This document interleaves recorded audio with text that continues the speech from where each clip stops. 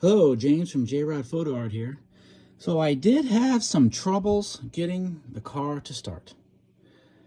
The first issue I do know is the manifold here for the exhaust is leaking.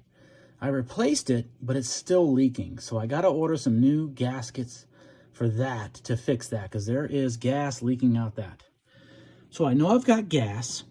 I cleared out the gas tank, put fresh gas in with a good mix.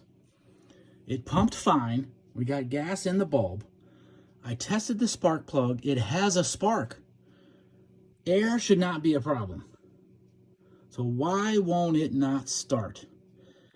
Any ideas? Can you guys help? Why can I not get this engine to start? Spark, air, gas.